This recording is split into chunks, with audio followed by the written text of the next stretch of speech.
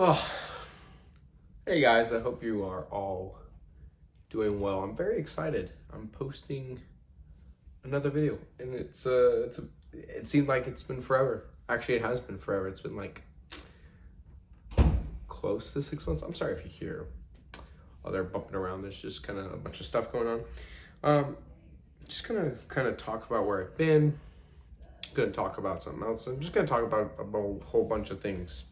The first thing I want to get out of the way is I was actually supposed to release another video recently, and the video, I ended up scrapping it. It was just such a pain in the butt. It didn't go exactly, filming it didn't go exactly as planned, and I just kind of got too lazy. It was gonna be like literally an hour-long video. Just didn't want to do that. So, just to let you know what the video was, I had gone into watchmaking. I don't know if you can see this. And I wanted to show you what a fake Rolex looks like and how people build these. Now, I wasn't teaching you how to build them, that'd be bad, but I was talking about how these are made, you know? And I ended up showing the process on how this Hulk was made, this fake Hulk. And it's a pretty legit looking Hulk. It's nice and shiny. It has good heft to it. Fits my wrist like a watch. Get it? Because it's a watch. And it's just a very cool looking watch. So that's what happened. Was I was supposed to make that video and I just never got around to it. You can see the watch fits great. But so that's kind of where that went, was I didn't get to that. The other thing I wanted to talk about was where I've been. These last couple of months, really, it's just been schoolwork. I got busy. I didn't get burned out. I've been doing a lot of card magic, still getting lessons done, and still making a couple posts here and there on my Instagram. But, you know, I just got away from me. I was doing a lot of homework. I got a job so I could pay for stuff, so I could do more magic. It's just been insane. But now the summer's hit. I'm going to have time. I'm only going to post videos that I think are going to be good ideas. I'm trying not to post so many ridiculous shorts and stuff. But anyway, that's kind of where I've been. It's just been school. But now I'm graduated. So being a graduate, I'm ready to go. So let's just talk about what today's video is going to be about. Today I want to talk about something I'm sure I've talked about at some point, but I want to talk about card magic style. Where does style come from? Where does handling come from? And why, all in all, the opinions in card magic are completely different. So let's get into that. Okay, naturally, the first question some people may ask is, what is style? So to put it, simply, style is just the way you handle yourself, or the way you talk, that kind of stuff. All your actions and mannerisms are. So if you talk like this, it's a possibility that your style or the influence of your style came from someone who talked with their hands open like this, or talked with, a specific accent. A very simple way to put what style would be in card magic is how you zero shuffle. Now, I zero like this, which is very Jason Ledeni, Darwin Ortiz style. But there are some people who would zero like this, and that's very Jack Carpenter-esque. And other people may zero, well, like this. And that's very, Steve Reynolds, Jason England. So that is what I'm talking about when we're talking about style. These things may also be comparable in something like a bottom deal. If you bottom deal like Jason England, this is what your bottom deal, this is what your bottom deal is going to look like, If you bottom deal like Jason Ledeni or Darwin Ortiz,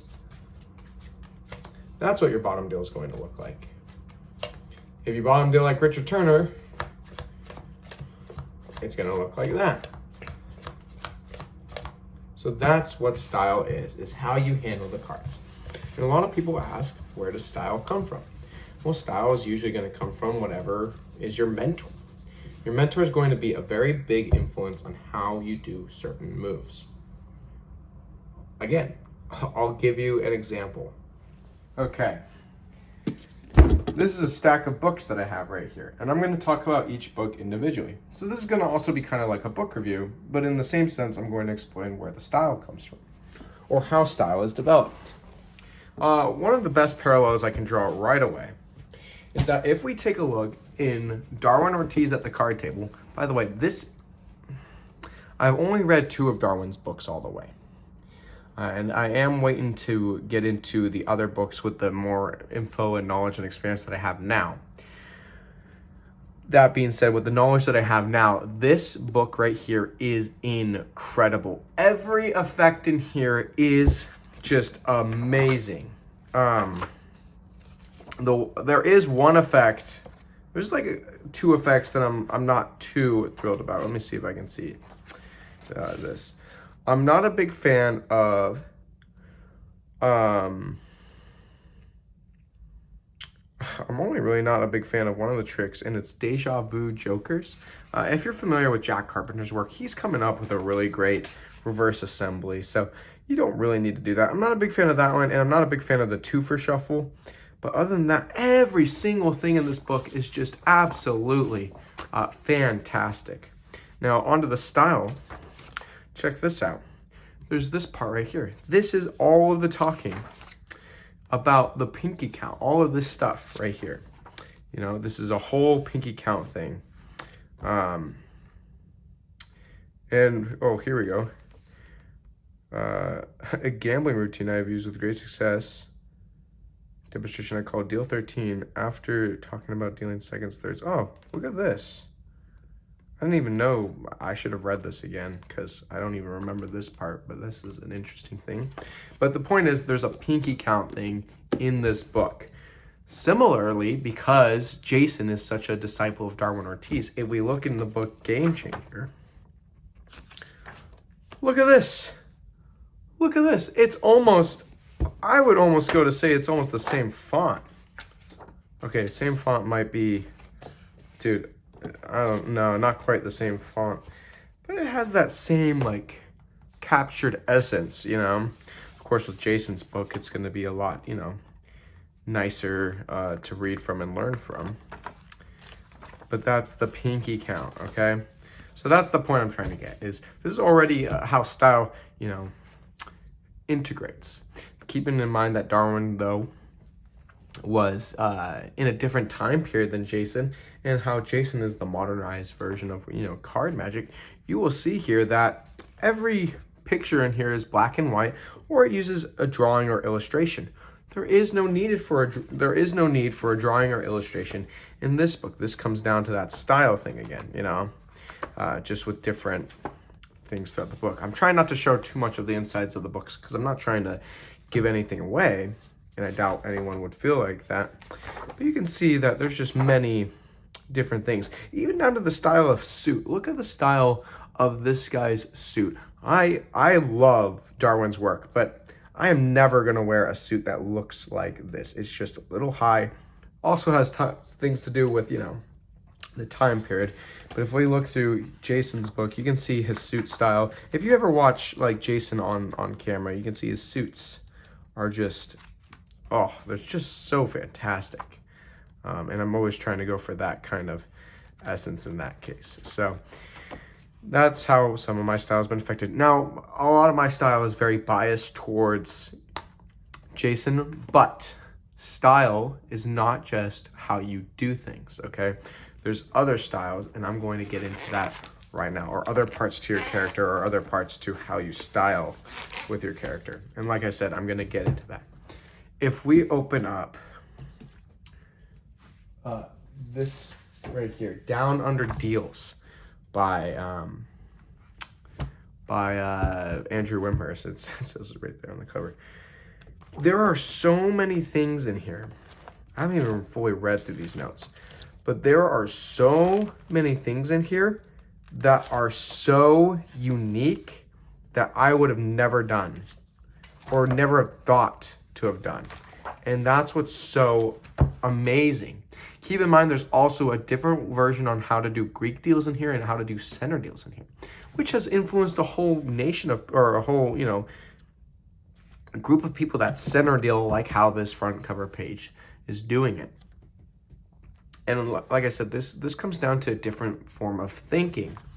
And my style of thinking, I would say this is pretty good, but my style of thinking would have been mostly influenced by Jack Carpenter. Now, for those who don't know, and I don't think a lot do, Jack is my main mentor. Him and Jason Ledeni are my main mentors, and I cannot believe how much of a great thinker Jack is. Everything that Jack does is just amazing, and he's so fast at creating new stuff.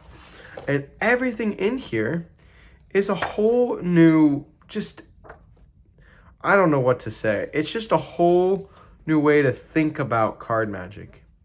Every effect in here is just so much different than what people, could think of. So I just think this is some of the most, that's where a lot of my thinking has come from. If you ever talk to Jack, he'll know what I'm talking about. Is I've gotten a lot of my thinking from him and how I do things.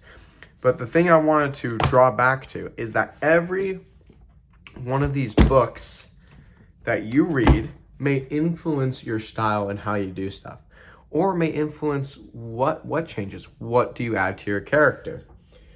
If we have this book here, Card Control by Arthur Buckley, you may have his style, or learn how to do his kind of stuff based off of what you see here. You may end up emulating this kind of stuff.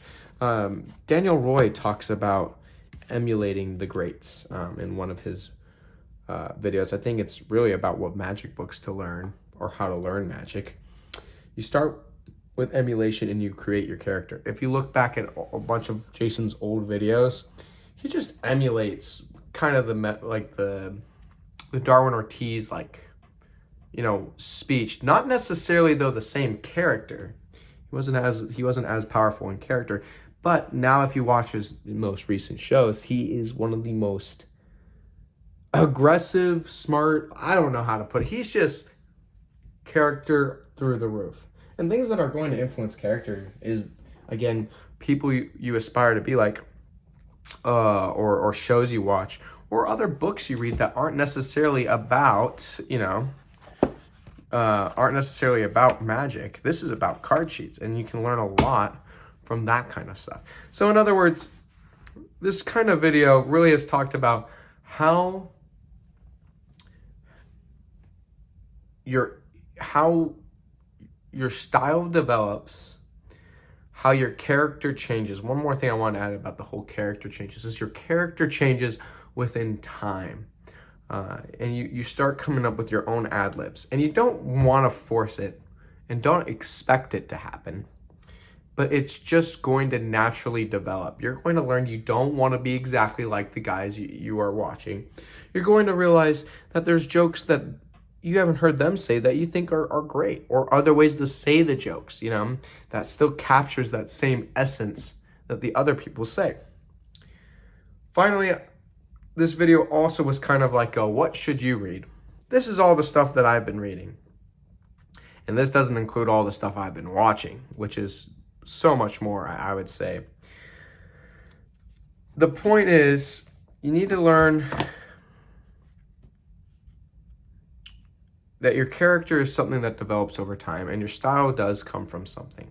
The way you do something is a style. And we're going to get over to the next tangent right now. This is kind of an all over the place video. Okay, the last thing we got to talk about is whether or not there's a right or wrong answer. Now, in Magic, there are right and there are wrong answers. And you'll notice that there's going to be different opinions, though, as well in card magic or in gambling. Such as a strike bottom deal is better than a push-off mechanic script bottom deal. Neither answer, as long as you do it well, neither answer is a wrong answer.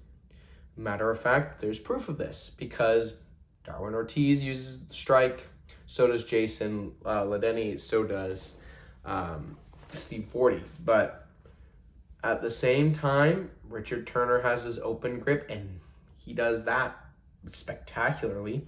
Jason England does it from a mechanic's grip, and so does, you know, many card cheats and other people, such as, who has that really good kind of mechanic's grip, kind of, Marlowe did a master grip, which was kind of like Richard Turner's, and